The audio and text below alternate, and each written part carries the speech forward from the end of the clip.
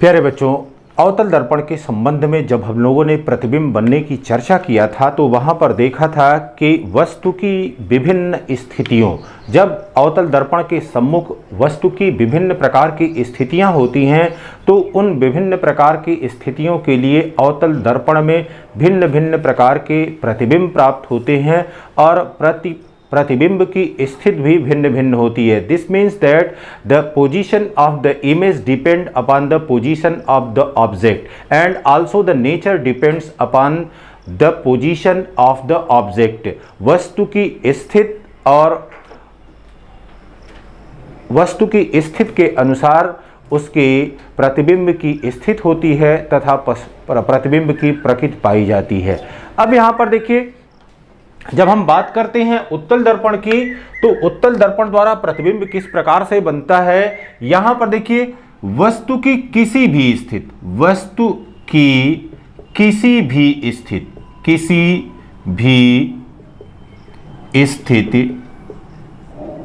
में वस्तु की कोई भी स्थिति हो, प्रतिबिंब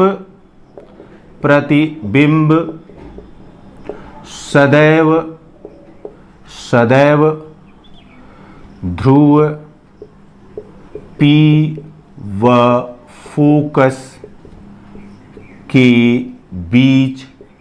बीच प्राप्त होता है।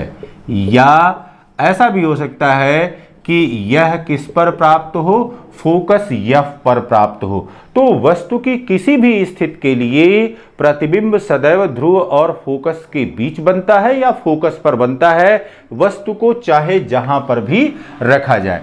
अब यहां पर देखिए, अगर हमने एक उत्तल दर्पण लिया हुआ है, यह एक उत्तल दर्पण है, यम और यम डैश, यह एक उत्तल दर्पण है, यम और यम डैश, यह एक उत्तल दर्पण है और यह इसका प्रिंसिपल एक्सिस है एक्स वाई।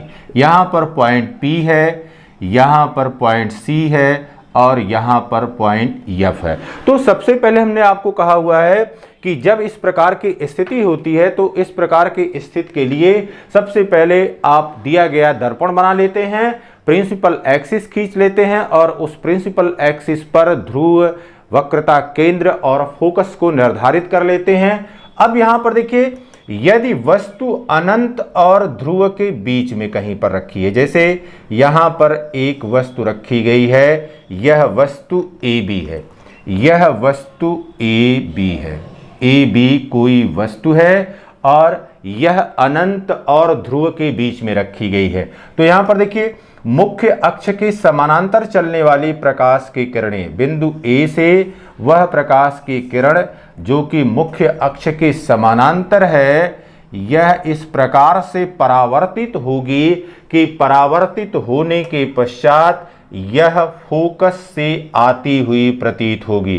तो इसकी परावर्तन की दिशा यह हो गई और प्रकाश किरण को जब इस प्रकार से बढ़ाते हैं तो यह फोकस से, यह परावर्तित प्रकाश की किरण है, AO यह आपतित प्रकाश किरण है, OB इसकी परावर्तित प्रकाश की किरण हो गई और जब OB को पीछे की तरफ बढ़ाया तो यह प्रकाश की किरण परावर्तित होकर के फोकस F से आती हुई प्रतीत हुई।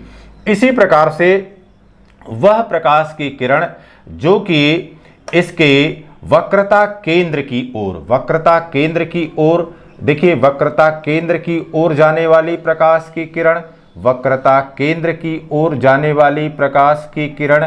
अब यह क्या होगा, जो प्रकाश की किरण वक्रता केंद्र की ओर जा रही है, यह जिस मार्ग से जाएगी उसी मार्ग पर यह वापस लौट आएगी। तो वह प्रकाश की किरण, अब इसको बिंदुवत रूप में यहाँ से बढ़ा दे रहे हैं, जो प्रकाश की किरण इसके वक्रता केंद्र C की ओर जा रही है, यह जिस मार्ग से जाएगी उसी मार्ग पर वापस लौट आएगी। तो इनका कटान बिंदु जहां पर प्राप्त हो रहा है वहीं पर आपका प्रतिबिंब A डैश और B डैश प्राप्त होगा। तो यहां पर जो प्रतिबिंब प्राप्त हो रहा है, इस प्रतिबिंब क्या क्या गुण है, प्रतिबिंब हमको कहां पर मिल रहा है, पहले देखिए प्रतिबिंब हमको ध्रुव P और फोकस F के बीच मिल रहा है। ध्रुव P व फोकस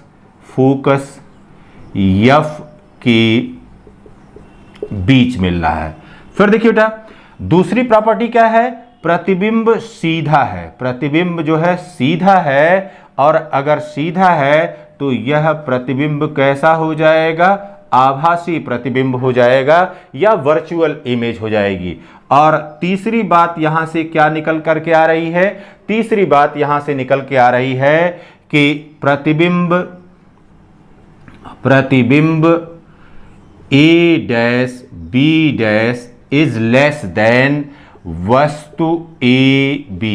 वस्तु AB से हमको छोटा प्रतिबिंब प्राप्त हुआ। अब देखिए अगली कंडीशन ये हो सकती है कि वस्तु को हमने कहां पर रख दिया है, वस्तु को हमने अब अनंत पर रख दिया है। तो वस्तु को जब हम अनंत पर रख देते हैं तो अनंत से आने वाली प्रकाश की किरणें मुख्य अक्ष के समानांतर होती हैं। तो यहां पर x और y प्रिंसिपल एक्सिस है, यहां पर यह फोकस F है और यह वक्रता केंद्र C है। तो अनंत से आने वाली प्रकाश की किरण, अब क्योंकि वस्तु को हमने अनंत पर रखा हुआ है तो अनंत से आने वाली प्रकाश की किरणें क्या होंगी, अनंत से आने वाली प्रकाश की किरणें यह मुख्य अक्ष के समानांतर होंगी। और मुख्य अक्ष के समानांतर प्रकाश की किरणें यह जब परावर्तित होती हैं तो परावर्तित होने के पश्चात यह फोकस से आती हुई प्रतीत होती हैं। तो यह परावर्तित प्रकाश किरण हो जाएगी। जब इसको पीछे की तरफ आप बढ़ाएंगे तो बढ़ाने पर यह फोकस F से आती हुई प्रतीत होगी।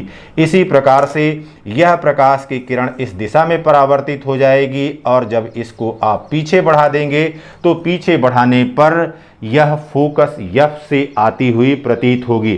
तो अब यहां पर वस्तु को कहां पर रखा है, वस्तु को हमने AB, यह AB कोई वस्तु है और यह अनंत पर है। जिस समय अनंत पर है तो प्रतिबिंब कहां पर बनेगा, प्रतिबिंब इस दशा में फोकस F पर बनेगा। प्रतिबिंब की पहली विशेषता हो जाएगी कि यह फोकस F पर बनेगा, और दूसरी क्या हो जाएगी, यहां पर बिंदु प्रतिबिंब प्राप्त होगा या पॉइंट इमेज प्राप्त होगा, पॉइंट इमेज प्राप्त होगा।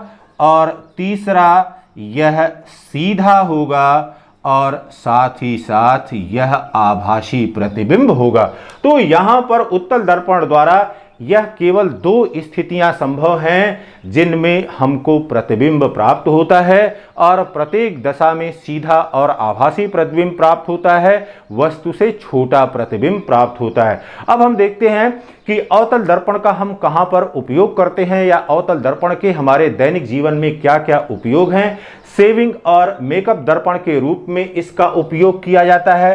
सेविंग और मेकअप दर्पण, साथ ही साथ यहां पर दंत चिकित्सक या डेंटिस्ट इसका इस्तेमाल करते हैं। इसी प्रकार से यहां पर आप देखिए ENT के डॉक्टर इसका इस्तेमाल करते हैं। तो इस समय जो प्रॉपर्टी यूज की जाती है वह क्या करते हैं, वस्तु को हम कहां पर रखते हैं, वस्तु को हम P व F के बीच में रखते हैं। जब वस्तु को P और F, ध्रुव और फोकस के बीच में रखते हैं तो वस्तु का इनलार्ज इमेज प्राप्त होता है या बड़ा प्रतिबिंब प्राप्त होता है, और बड़े आसानी से हम अपने चेहरे का चित्र देख सकते हैं। दंत चिकित्सक दांतों को बड़े आसानी से देख सकते हैं, या कान, नाक और गला के डॉक्टर बड़े आसानी से जो भी रोग है उन रोगों को देख सकते हैं। फिर देखिए बेटा, इसी प्रकार से टार्च में, गाड़ियों की हेडलाइट में, या जो सर्च लाइट होती हैं, खोजी लाइट, उनमें भी इनका उपयोग किया जाता है।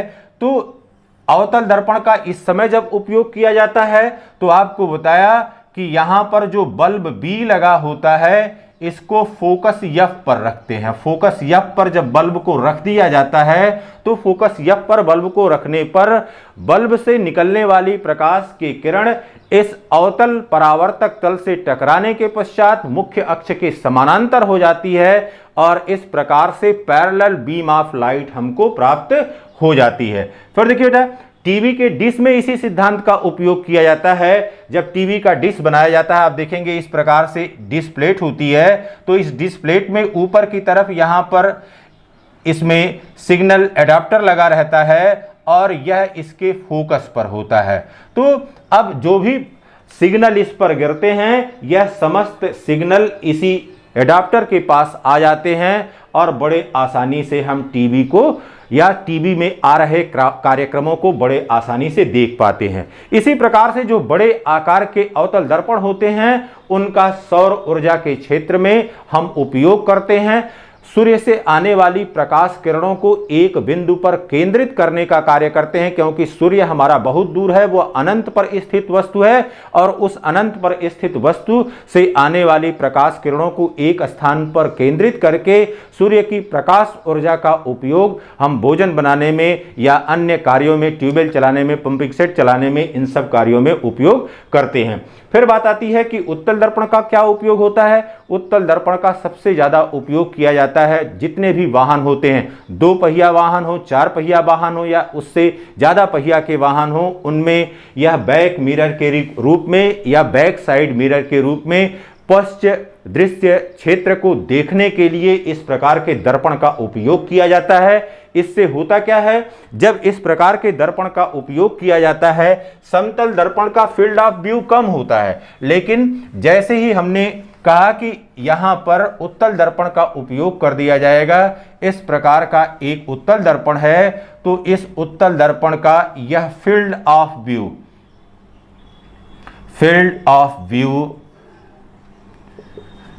इसका फील्ड ऑफ व्यू यह बढ़ जाता है या दृष्टि क्षेत्र बढ़ जाता है और दूर तक हमको वस्तुएं बड़े आसानी से दिखाई देती हैं। फिर दूसरी बात क्या होती है, हमको सीधा प्रतिबिंब मिलता है, जबकि अगर इसके स्थान पर अवतल दर्पण का इस्तेमाल करते तो वहां पर वस्तु की स्थिति के अनुसार प्रतिबिंब की स्थिति होती है, तो कभी उल्टा मिलता, कभी सीधा मिलता, कभी छोटा मिलता, कभी बड़ा मिलता।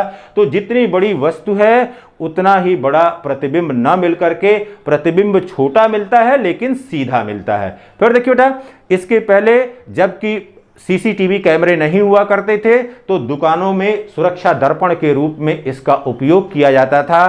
किसी क्षेत्र में या जहां पर दुकान मालिक बैठता था वहां पर इस बड़े आकार के उत्तल दर्पण को लगा दिया जाता था और पीछे दुकान का जो भी क्षेत्र है वह दुकान का संपूर्ण क्षेत्र उस दर्पण में दिखाई देता था और दुकानदार बड़े आसानी से बैठ करके आने जाने वाले लोगों को पर अपनी निगाह रख सकता था।